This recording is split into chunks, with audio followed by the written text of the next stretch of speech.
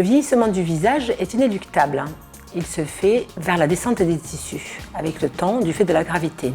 Il existe une modification de l'ovale du visage avec un triangle qui s'inverse avec le temps. Ainsi, à l'âge de 20 ans, le triangle se présente avec la pointe vers le menton. Avec les années et l'affaissement du visage, le triangle s'inverse et vous avez la pointe qui est plutôt vers le front. Les fils permettent ainsi, sans intervention chirurgicale, de repositionner le triangle dans le bon sens et de retendre les tissus. Les avantages des fils tenseurs sont multiples. Ils provoquent moins de stress qu'un lifting chirurgical. Ils ne sont pas responsables de cicatrices où elles sont extrêmement minimes. Les fils sont résorbables et surtout, l'aspect est extrêmement naturel. Donc j'ai choisi un modèle qui a un relâchement très peu important et pour lequel en fait j'ai préconisé la mise en place de fils à double effet.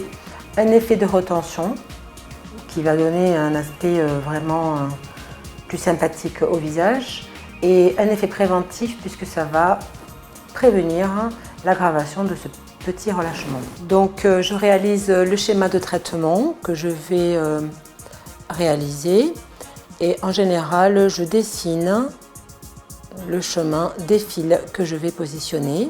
Le fil est positionné soit par un point d'entrée qui est situé sur le haut, soit par un point d'entrée qui est situé sur le bas. Et ensuite, en mobilisant les tissus, nous pouvons les positionner dans la zone géographique que nous voulons obtenir, ce qui donne en fait une retention quasi immédiate. Les fils peuvent être positionnés de différentes manières suivant l'intensité du relâchement.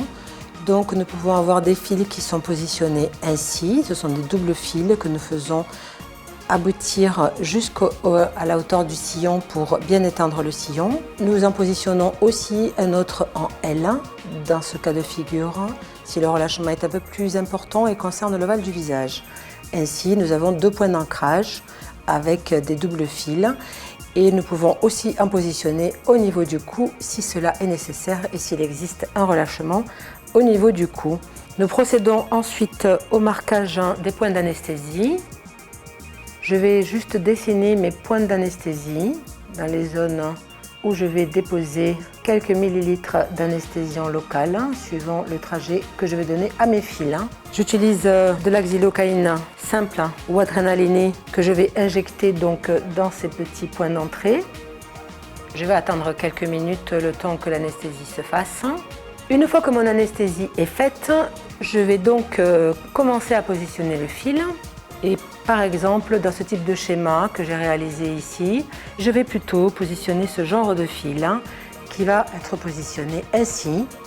Vous remarquerez qu'il existe des crochets et qu'une fois tendus, les crochets vont accrocher la peau et vont me permettre d'obtenir l'effet désiré.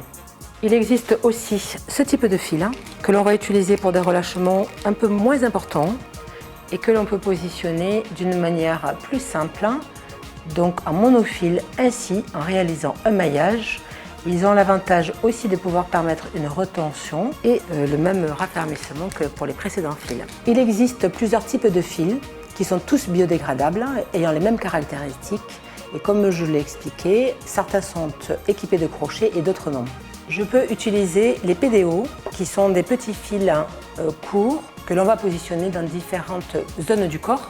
Donc ça peut être le visage, mais ça peut être aussi les jambes, le décolleté, le cou, les bras.